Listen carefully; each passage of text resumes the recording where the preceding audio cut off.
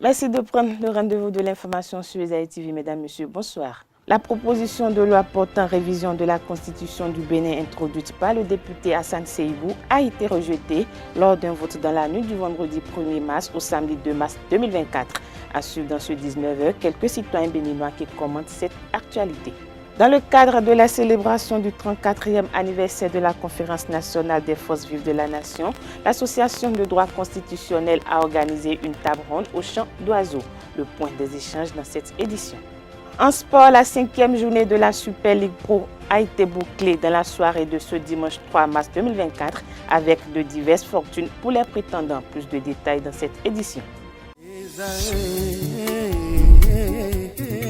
L'École supérieure d'administration, d'économie, de journalisme et des métiers de l'audiovisuel ESAE offre de nouveaux challenges pour l'année universitaire 2023-2024. Étudiantes et étudiants, parents d'élèves nouveaux bacheliers, ESAE, c'est la garantie d'une formation de qualité à des conditions très avantageuses. À Gbedjromede, à Papa, à Boumekalavi et Parakou, inscrivez-vous en administration générale, administration du travail et de la sécurité sociale, trésor et finances publiques, impôts, diplomatie et relations internationales, journalisme et métiers de l'audiovisuel, gestion des marchés publics, planification et développement local, sciences économiques, sciences juridiques et toutes les filières des sciences de gestion. ESAE vous offre des bourses, demi-bourses et de réductions pour les premières inscriptions dans toutes ces filières. Waouh! En licence 1, 2 et 3 et en master, bénéficiez jusqu'à 50% de réduction sur tous nos sites. N'est-ce pas génial? Infoline. ESAE Gbedjromede, 3e rue à droite en quittant le carrefour Le Jador pour la BIBE Jéricho ou au plus 229 90 93 65 21 98 98 14 00 à Kpakpa au plus 229 52 88 33 33 à Boumekalavi au plus 229 52 88 44 44 Parakou au plus 229 52 46 12 12.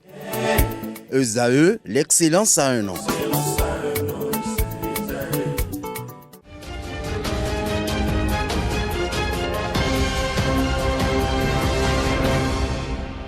À nouveau, bonsoir. La proposition de loi portant révision de la Constitution portée par le député Hassan Seibou, président du groupe parlementaire Bloc républicain, a été rejetée avec 111 voix pour, 35 contre et 2 abstentions.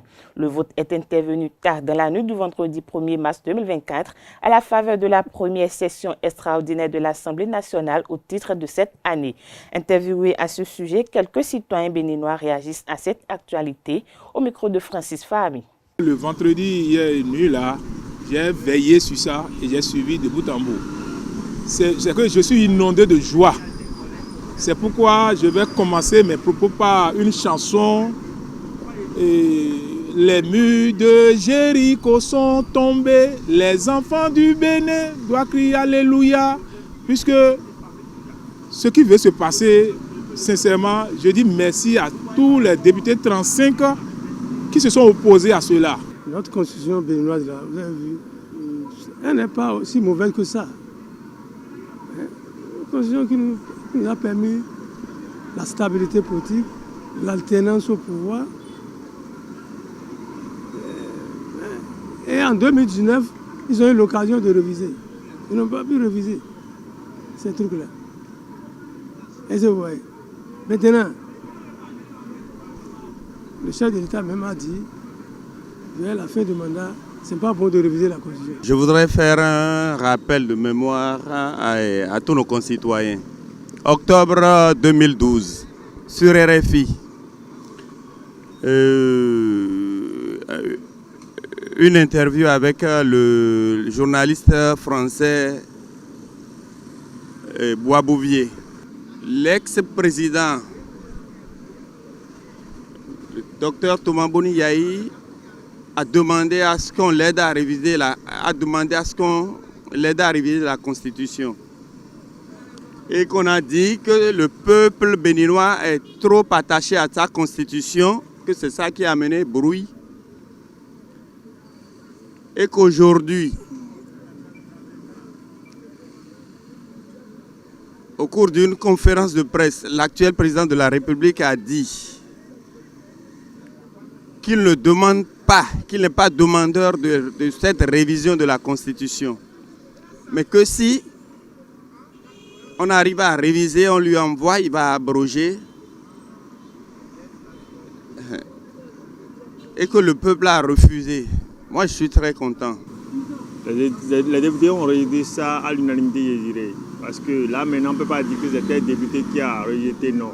C'est l'Assemblée nationale maintenant. Ça, là, c'est déjà une leçon pour la mouvance qui est là actuellement. La mouvance doit savoir désormais que les choses ont changé. Et désormais, même dans leur rang, les gens peuvent même démissionner à tout moment. Parce qu'aujourd'hui, le réel problème là, ce n'est pas la révision de la Constitution. Il y a des problèmes ailleurs. Et je pense qu'il y a un député même de l'UP, le Renouveau, qui a même soulevé ça dans un quotidien. Il a même dit que l'heure actuelle là, ce n'est pas la révision de la Constitution. Ils ont prouvé au monde entier que la démocratie c'est au Bénin. Sincèrement, je dis, c'est une joie totale qui m'a inondé. Donc, je voudrais profiter de l'occasion pour demander encore aux députés le code électoral qui vient. Ceux de la mouvance, les restes de la mouvance, ils n'ont qu'à s'ajouter, ils n'ont qu'à faire ce qui est bon pour le peuple. Ils voient que ça là, c'est un piège pour le peuple. Ils n'ont qu'à les vider, ils n'ont qu'à vider une fois pour de tout ce dossier-là. Vraiment, c'est une joie totale qui m'a inondé. C'est eux qui sont nos élus. C'est eux qui ont lu les tests, c'est eux qui ont vu les dangers, parce qu'ils sont nos représentants à l'Assemblée nationale. Aujourd'hui, maintenant, nous leur souhaitons merci, nous les accompagnons. Comme ils ont vu que ce n'est pas bon, ils ont voté à l'unanimité, nous avons dit. Donc, il ne revient pas de dire que mouvance et opposition. Nous remercions aussi Alassane Seydou, au passage, qui a voulu qu'on revoie la Constitution autrement. On comprend que la mouvance présidentielle, ce n'est plus le bloc homogène comme avant. Suivons à présent Agapit Napoléon Maforican, analyste et consultant politique, qui apprécie cette décision des parlementaires. Il est toujours au micro de notre reporter. Ce rejet était la moindre chose à faire. Parce que le projet lui-même, l'initiative lui-même n'est fondée sur aucune base réelle d'analyse, aucune base politique. Elle est partie d'une initiative personnelle d'un député et les autres ont rejoint subrepticement, sans convaincre les populations, le peuple, l'opinion de la pertinence. Les arguments évoqués sont fallacieux. Les problèmes à régler sont ailleurs. On a passé pratiquement 2 mois à embrouiller davantage l'opinion qui n'y comprenait pas grand-chose. Quel est le problème? Il était question, à la suite d'une saisine de la Cour constitutionnelle, de régler 2 problèmes, c'est-à-dire la question de l'égalité entre les maires sortants et les maires entrants, après les élections générales, donc de janvier 2026, en ce qui concerne les députés et les maires. La Cour a dit, au niveau des députés, c'est un fait que ce sont les députés de 2023 qui devraient parrainer.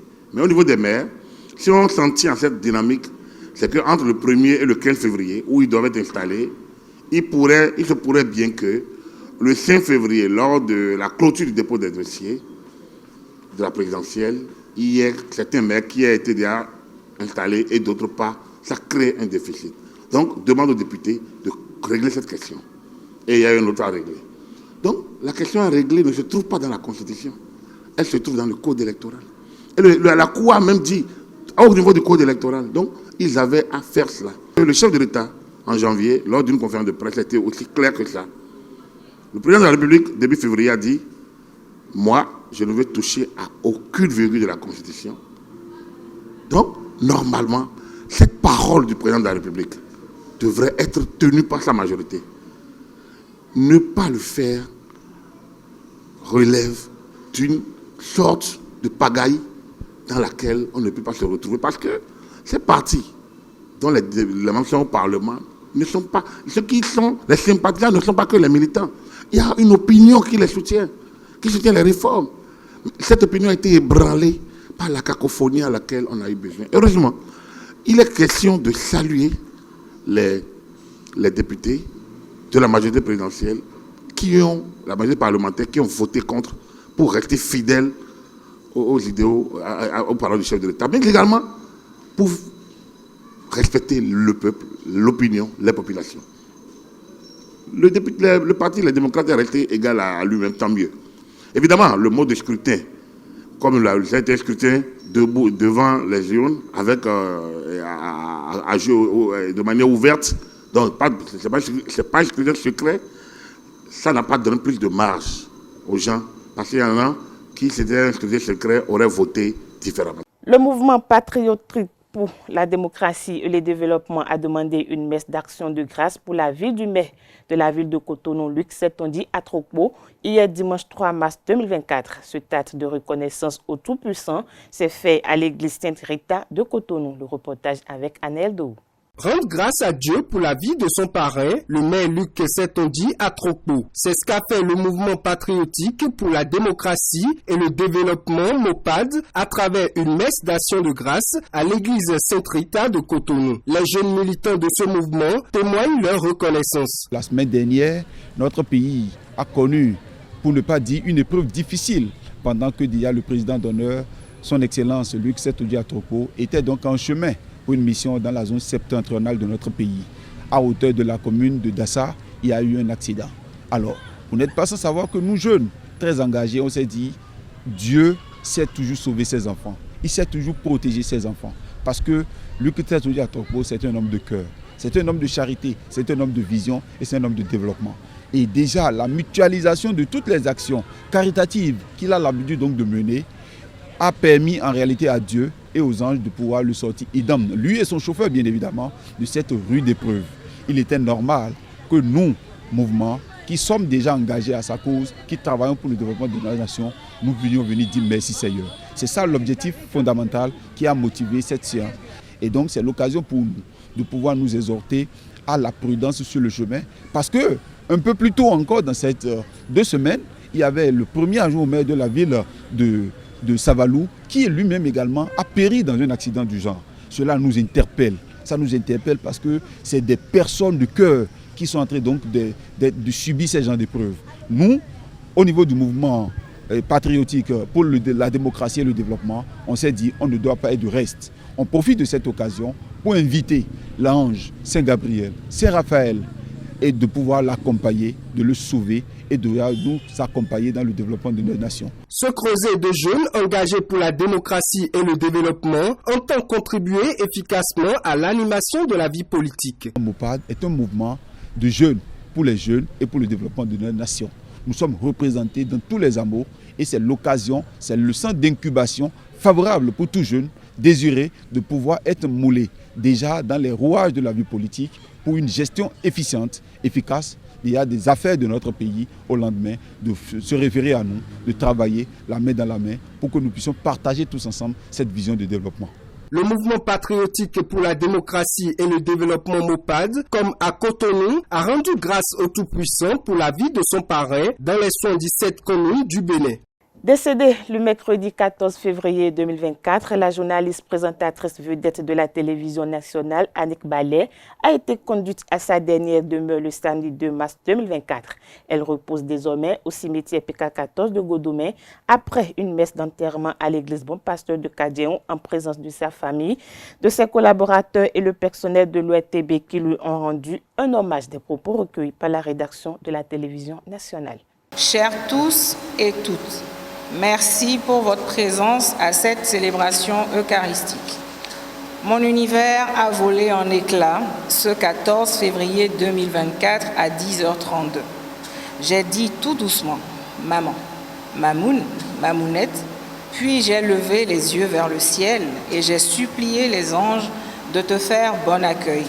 Aimante, protectrice, attachante et forte, tu m'as donné la joie de t'avoir eue comme maman. Tu étais pleine de vie et quand même tu étais épuisée, tu avais encore la force de me sourire en me disant « Yes, on va conjuguer tout ceci au passé car tu ne voulais plus t'y attarder. » J'ai cru toujours et je voulais toujours croire que tu serais là. Hélas, tu as rendu les armes ce mercredi 14 février où l'on célébrait l'amour. Oui, mourir est le triste sort des mortels. Mourir à cette date, c'est la preuve suprême de ton amour pour moi. Je viens saluer et rendre hommage à une femme de rigueur, une femme de caractère.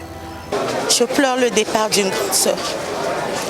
Je pleure le départ d'une grande professionnelle des médias qui a marqué l'univers médiatique béninois durant ces 30 dernières années, de par la maîtrise du métier, de par sa culture. La grande sœur d'Ada Annick Ballet était une femme de culture, de par également sa droiture. C'est une professionnelle accomplie, une militante qui a toujours été présente lors des luttes syndicales. Donc c'est quelqu'un qui a beaucoup contribué à l'essor de l'Office de Radio-Diffusion Télévision du Bénin. Annick a fait partie de toutes ces équipes qui m'ont accompagné à la tête de l'Office. À la rédaction, il n'y a pas un seul Béninois qui puisse dire aujourd'hui que Annick n'a pas été une bonne journaliste d'abord et une bonne rédactrice pour ceux qui ont travaillé avec elle. Bon, Dieu a voulu autrement et en tant que chrétiens, nous croyons à la résurrection. Annick a été rappelée à Dieu à la sonalité des cendres. C'est un bon signe. Je suis cendre, je retournerai en poussière. Donc elle est partie. Je crois que nous ne pouvons que prier pour son âme et demander à la famille d'avoir du courage. C'est la vie. Nous sommes nés, nous grandissons et nous mourons. Vous voyez, lorsque vous allez dans un pays comme le Bénin, dans un service comme l'Office de radio-diffusion et de télévision du Bénin, ORTB, lorsqu'on vous nomme en lieu et place de quelqu'un, surtout à la télévision, rédacteur en chef, et que celui-là ou celle-là prend le téléphone, vous appelle, vous félicite et vous demande à quelle heure ou quand est-ce qu'on peut passer, vous passer prendre service, vraiment, ça m'est resté jusqu'à présent. Le Lions Club Cotonou-Nokoué a organisé une communication sur la nature et ses occupants le vendredi 1er mars 2024 au siège du district à Cotonou. Cette assise entre dans le cadre de la célébration de son 40e anniversaire d'existence. Le reportage avec Anaël Do. Le Lions Club Cotonou-Nokoué continue la célébration de ses noces d'émeraude. En présence de son invité spécial, le PAS directeur international, candidat au poste de 3e vice-président international, Alexis Vincent Gomez, et fidèle à son engagement de lutter pour le mieux-être, le club a entretenu ses membres et les étudiants sur la protection de la nature et de ses occupants. Ceci s'est tenu par une communication du directeur général de la société de gestion des déchets et de la salubrité. Un accompagnement bien nourri. Le club, dans les objectifs de ses activités, a pour but de contribuer à la protection de l'environnement et ces activités entrent dans la ligne droite de ce que nous faisons également à la SGDS. Ce partenariat noué avec le Lions Club permettra d'agrandir un peu plus ce que nous faisons de part et d'autre, sensibiliser les populations à utiliser les PAV. Et ce partenariat ne fait que commencer. Comme l'a dit tout à l'heure le gouverneur du district 403 A4, nous allons voir dans quelle mesure nouer des partenariats plus grands.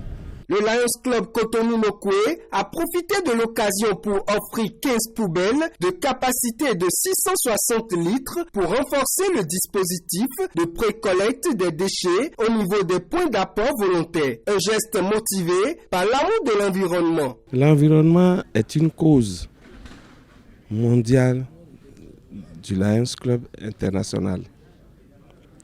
Pourquoi? Parce que c'est notre fille. C'est ce qui nous entoure. Donc, notre leadership a décidé qu'on fasse des actions sur l'environnement. Donc, nous avons eu à entretenir ce matin les lions qui sont arrivés avec les étudiants en environnement de l'INIAM. Au thème de la communication et des échanges, Alexis Vincent Gomez, heureux des informations données par la société de gestion des déchets et de la salubrité, a réitéré le partenariat du Lions Club. Nous, Lions, sommes heureux d'avoir rencontré une jeunesse, mais aussi une compétence dans le domaine de l'environnement. Et de ce que vous nous avez dit, nous ne pouvons que nous incliner à observer nos engagements en tant que Lions pour que nous puissions veiller au respect de Dame Nature qui a ses lois. La vie a ses lois, la nature aussi a ses lois qu'il nous faut connaître. Et l'homme qui a tendance à vouloir tout vaincre par passion, mais si nous voulons vaincre la nature, il nous faut connaître et respecter les lois de la nature. Et en cela, vous avez su nous amener à mieux comprendre comment vous agissez, quels en sont les objectifs pour notre plus grand bien. Nous, Lions, sommes et serons toujours vos partenaires. Le Lions Club Cotonou-Nokoué a achevé cette étape de sa célébration par la remise symbolique des poubelles à la place de l'Amazone. Le Lions Club Cotonou-Nokoué a poursuivi les activités entrant dans le cadre de la célébration de ses noces d'émeraude dans la soirée du 1er mars 2024 par une séance causerie avec le passe directeur international Alexis Vincent Gomez. Le reportage avec notre reporter Anaël Dou. Les membres du Lions Club Cotonou-Nokoué se sont retrouvés autour du passe directeur international et candidat au poste de 3e vice-président international, Alexis Vincent Gomez, pour une séance de causerie. Cette assise a permis à tous de trouver réponse à leurs différentes interrogations. Mais avant, les membres ont eu droit à une formation sur le terme « Le bénévole lion, éthique et responsabilité ». L'ombre, c'est la personne que vous n'aimeriez pas être. Tout simplement parce qu'on vous a dit, il faut être ceci. Vous êtes un bon lion. Je rejette le fait que je vais être un mauvais lion. Je ne veux pas. C'est la personne que je ne veux pas être. Je suis honnête. J'ai dit rejeter l'honnêteté et la malhonnêteté quelque part. Au passe directeur international, le district 403 A4 n'a pas manqué de présenter ses fortes actions pour ce mandat. Au titre des actions à fort impact, nous pouvons ressortir du vivier que les clubs ont fourni durant ce mandat quelques-unes.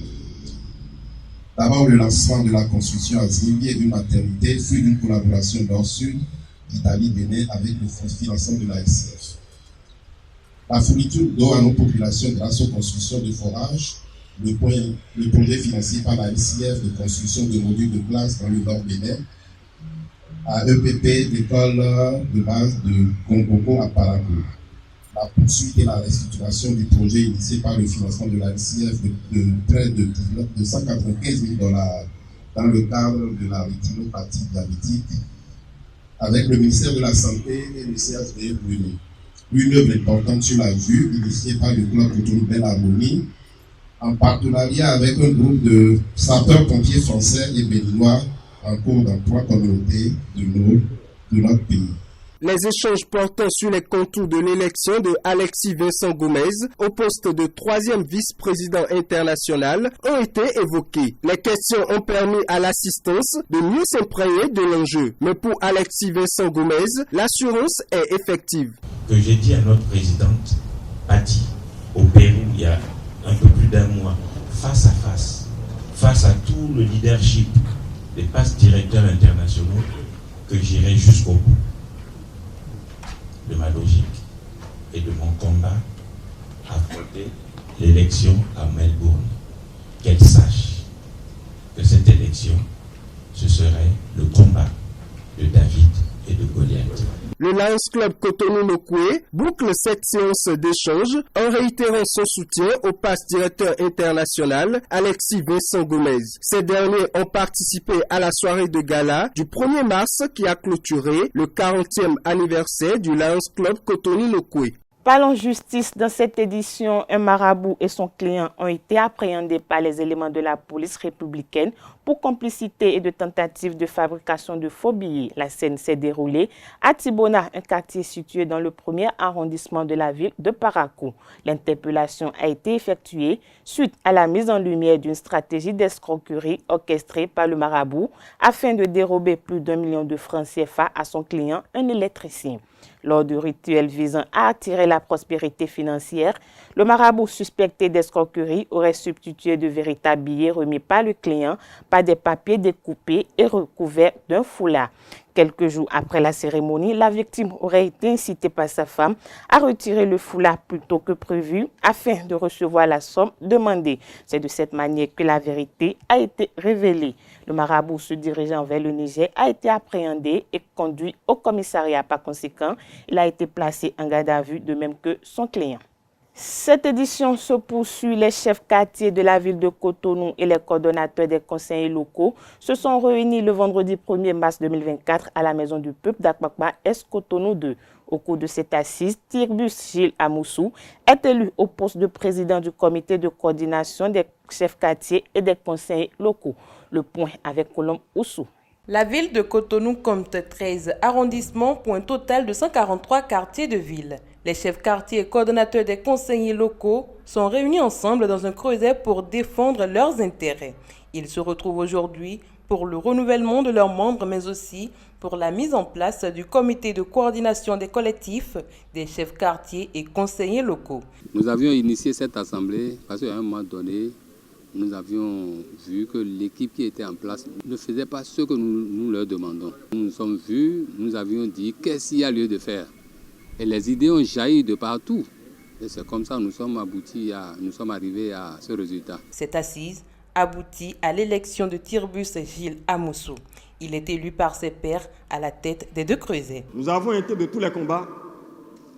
Aussi, nous avions été de toutes les attaques possibles. Mais on n'a jamais désarmé. Quand vous vous engagez à faire du bien, vous devez vous attendre à des adversités. C'est des responsabilités que nous assumions déjà depuis quand même 2013 que nous travaillons pour les intérêts des élus locaux et des sécurités de Cotonou. Les différents délégués qui ont pris part aux travaux sont satisfaits de l'issue des assises. Aujourd'hui, nous les avons légalisés, on leur a donné le pouvoir nécessaire pour continuer à nous défendre. Donc, vous voyez, je ne peux que être content, je ne peux que être heureux. Et tous ceux-là qui sont présents dans cette salle aujourd'hui ne peuvent que être présents parce qu'il en va de l'avenir de nos intérêts. En dehors de moi, je ne vois pas quelqu'un d'autre qui puisse reprendre à zéro et finir quand. Je suis très satisfaite et ça fait plaisir d'avoir le chef quartier de Bewa à la tête du littoral parce que ce monsieur est en train d'œuvrer pour les chefs quartiers il y a très longtemps. Je pense que tout ce que ses pairs vont lui demander, il va le faire et en étant record. Ce tournant décisif dans l'organisation des élus locaux permettra de mettre un frein aux divergences qui ont entaché le bon fonctionnement des diverses structures de défense des droits des élus locaux et des chefs quartiers. Comme je l'annonçais à l'entame de cette édition, l'Association béninoise de droit constitutionnel a organisé le jeudi 29 février 2024 une table ronde en l'honneur du 34e anniversaire de la conférence des forces vives de la nation. Le panel était composé de Maître Robert Dossou et de Fatoumata Patoko. Le point avec Anaël Dou. L'Association béninoise de droit constitutionnel, ABDC, célèbre le 34e anniversaire de la Conférence nationale des forces vives du Bénin. Pour l'occasion, une table ronde portant sur le thème « Réconciliation nationale et dialogue politique, l'expérience de 1990 comme guide pour aujourd'hui » s'est tenue avec les panélistes Maître Robert Dossou, président du comité préparatoire de la Conférence nationale, et Fatoumata Batoko de la société civile. Cette assise riche en récits a permis au public de connaître certaines coulisses de la conférence nationale. Ce détail-là, vous ne l'aurez nulle part. Non, ça, au contraire. Bon. Mais il y a des choses que je dis que j'apprends et sur lesquels je suis désormais décidé à intervenir. Lorsque le comité national préparatoire a commencé à inviter, à arrêter les invités, nous avons mis le Parti communiste du Dahomey dans la liste. Ils ne sont pas manifestés. Ils n'ont pas voulu venir. Alors qu'est-ce que j'ai fait? Sachant que demain, ils vont mentir pour dire qu'on ne les a pas invités. J'ai fait communiquer radio dans toutes les langues.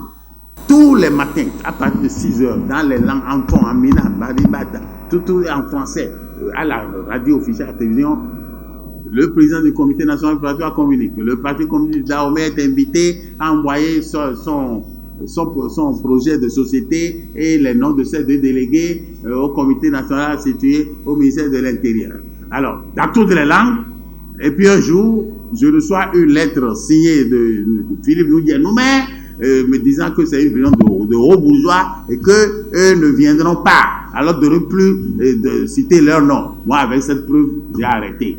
Mais jusqu'ici, ils disent que c'est le comité qui ne les a pas invités. C'est faux.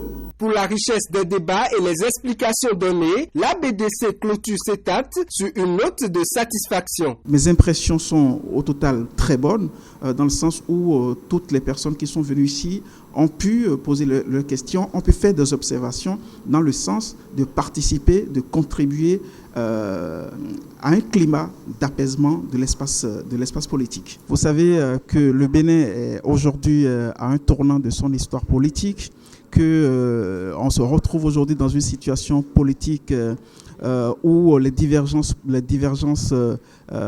entre les différents partis politiques sont ouvertes, à savoir qu'actuellement nous sommes dans une période d'initiative de révision de la Constitution et que pour l'ensemble des acteurs politiques, il est surtout question de chercher les voies et moyens pour que la question du dialogue, la question de la réconciliation puisse revenir sur le tapis.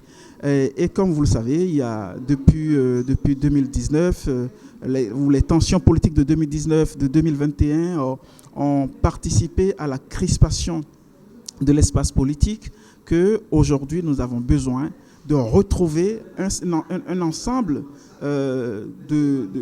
d'actes, de comportements qui puissent aller dans le sens de la réconciliation et du dialogue. Et pour nous, il n'y a pas meilleure expérience à revisiter que celle de la conférence de février 1990. L'Association béninoise des droits constitutionnels s'engage ainsi à mener multiples activités pour nourrir davantage les réflexions. Son Excellence Marc Vizy, ambassadeur de la France au Bénin, Fabienne Bidou, la directrice déléguée de l'Institut français du Bénin, et Laura Maclette, la chargée de coopération, ont procédé au lancement de la semaine de la francophonie le jeudi 29 février 2024 à l'Institut français du Bénin. Le point avec Calès Kitome. Les arts vivants, la littérature, le cinéma, les animations de jeunesse, des concours et bien d'autres activités sont organisées par la communauté francophone du Bénin au cours de ce mois de mars. Cette année, on est vraiment heureux d'avoir des cartes blanches du groupe des ambassadeurs francophones qui sont très variés, audacieuses aussi. On est heureux d'avoir un 20 mars qui mélange la fête, la réflexion intellectuelle. Donc je pense qu'on est sur cette thématique-là. J'aimerais aussi souligner la jolie jonction entre langue, culture, langue, avec un programme qui mélange vraiment l'apport culturel, de la programmation culturelle de l'Institut français du Bénin, théâtre, poésie, avec celui global de la question de la langue française, qui n'appartient pas d'ailleurs qu'à l'Institut français du Bénin,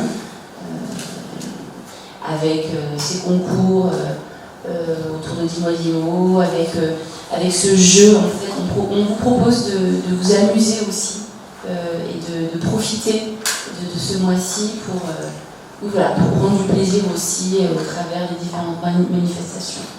Donc j'aurais dire diversité et joie. D'autres activités s'invitent dans cette célébration dans des cadres et espaces spéciaux. Le Luxembourg et la République démocratique du Congo se sont réunis pour organiser une grande soirée karaoké. Donc c'est aussi une carte blanche donnée à ces trois pays qui se sont réunis. Et puis il y a aussi trois autres pays, le Tchad, le Togo et encore la République démocratique du Congo, qui, le jour de la journée internationale de la francophonie, présenteront aussi des danses et un concert de rumba congolaise.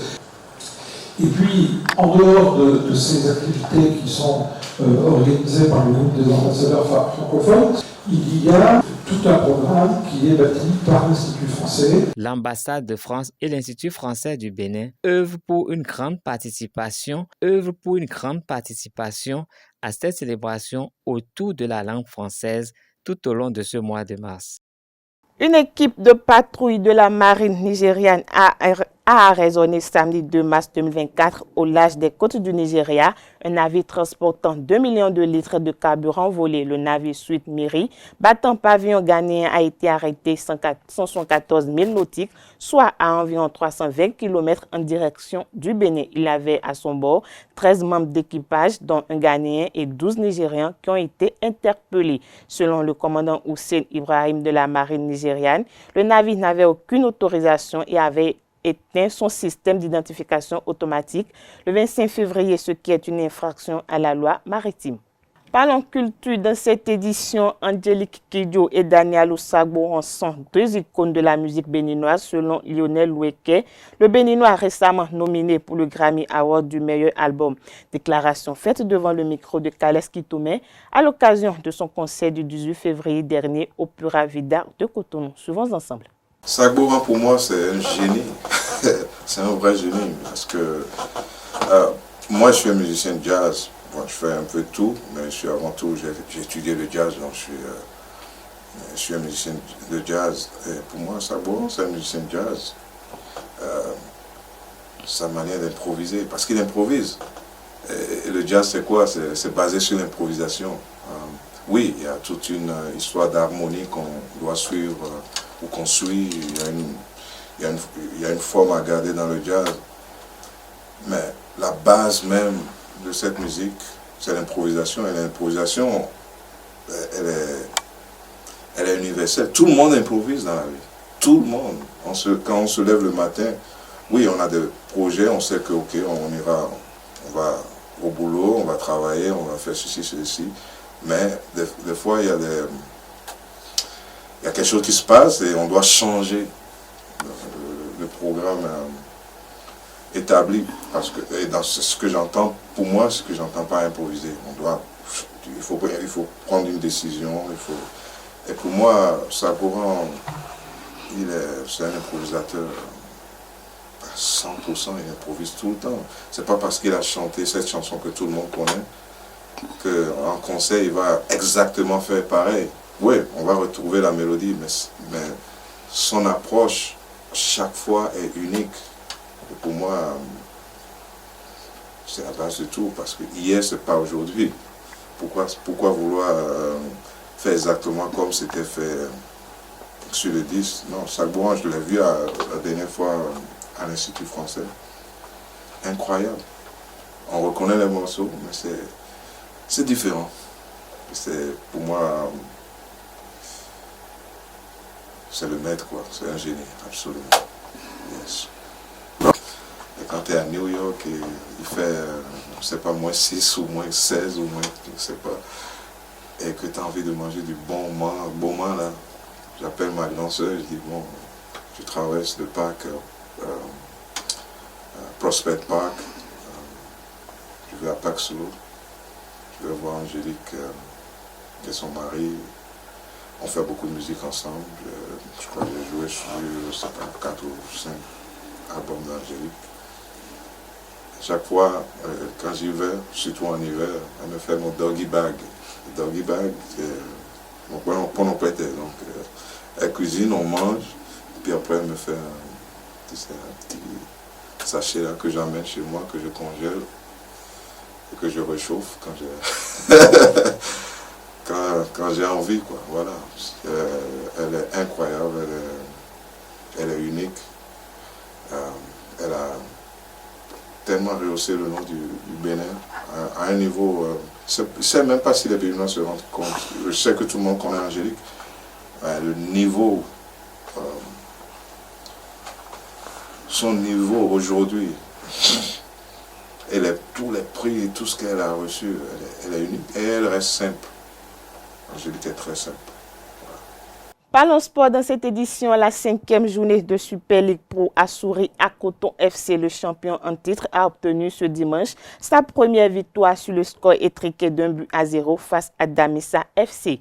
L'unique but est une merveille de frappe enveloppée par la lucarne de Hippolyte Sani à l'heure du jeu. Comme lors des 4 premiers matchs, les poulains de Victor Zonka ont manqué de réalisme. Si ce succès soulage le technicien français et ses joueurs, ce n'est pas le cas dans le champ de Damissa, bon dernier au classement.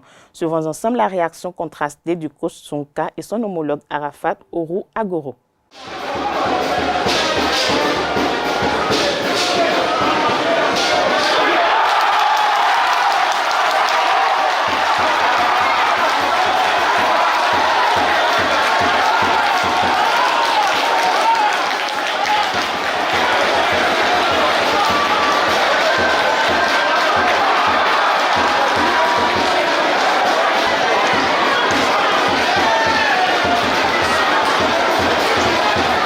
Le réveil, pour moi, il n'est pas d'aujourd'hui. Il est aujourd'hui parce qu'on a gagné.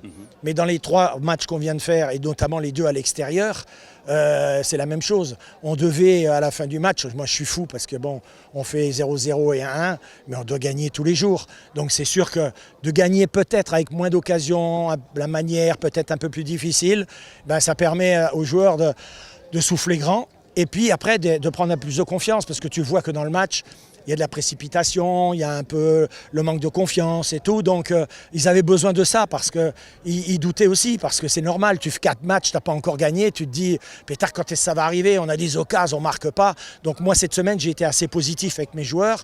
Je les ai encouragés, j'ai parlé beaucoup avec eux. J'ai travaillé beaucoup des coups de pied arrêtés, des phases offensives, la circulation du ballon et tout, pour qu'il soit le meilleur possible et dans la confiance pour pouvoir le répéter sur le terrain. Et je pense que même si tout n'a pas été parfait, il y a eu de bonnes choses quand même. Sur un manque de concentration, là on a pris un but, c'était trop facile parce que l'adversaire en face n'a pas été au-dessus pour dire qu'il a eu compétent les meilleures occasions que nous, non. Mais là, le but, on a été un peu fébrile par rapport au positionnement, donc c'est ça qui nous a coûté ce but. Quand tu regardes le match de ce soir, ils ont une occasion dans le match, une occasion. Ils ont failli marquer. Nous, on en a en première mi-temps 3 ou 4. Le match doit être plié à la mi-temps. Et on peut se retrouver avec 1-1 de nouveau. Bon, notre gardien est sur la trajectoire, il la place en plein milieu du but. Bon, ben, notre gardien est là, tant mieux. Je pense que la victoire est quand même méritée. Je pense que nous allons plus travailler sur l'aspect psychologique et puis continuer le travail. Et s'améliorer surtout compétence sur les derniers gestes et puis essayer de revoir le dispositif défensif aussi, c'est ça. Toujours dans le même registre, l'AS Sobemap s'est accroché hier dimanche avec Espoir de Savalou au stade Omnisport de Havrancourt. Au thème de la rencontre, les 2 équipes se sont séparées sur le score de 1 but partout. Moukaila Yessoufou, entraîneur de l'équipe manutentionnaire, donne ses impressions au micro de Anaël Dohou et de Leandro Kodo. L'adversaire, on piégé certains parmi nous. Ils nous ont provoqués, on a tombé dans leur piège, on n'a pas s'énerver, ce qu'on ne devait pas faire. Donc ça a fait que certains ont quitté le match et ils ont profité pour marquer le seul but. C'était pas un consigne. Bon, c'est arrivé comme ça. La prochaine journée, nous allons recevoir toujours le pan d'Adja à la maison. Bon, l'Adja c'est encore un gros morceau. Nous allons essayer quand même d'aller chercher les 3 points. Parlons toujours de la Super League Pro. Cette 5e journée a été la bonne pour Dadje Football Club. À Koubet samedi dernier, les sociétaires de la SONEB ont battu les protégés de Pedro Ayema sur le score étriqué d'1-0. Le compte-rendu du match avec Colomb Oussou. L'un des matchs les plus attendus de cette 5e journée de la Super League professionnelle de football du Bénin a tourné à l'avantage de Dadje Football Club. Sur leurs propres installations, les protégés de Pedro Ayema ont essuyé leur 2e défaite face à Dadje FC sur le score étriqué d'1-0. Un but qui est intervenu à la 75e minute de jeu.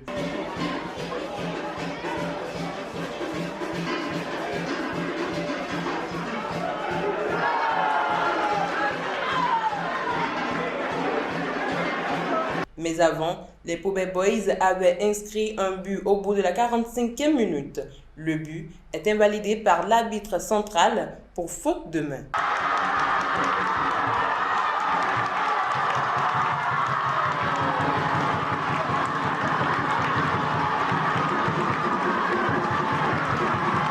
C'est sur cette information sportive que prend fin cette édition. Merci pour votre attention.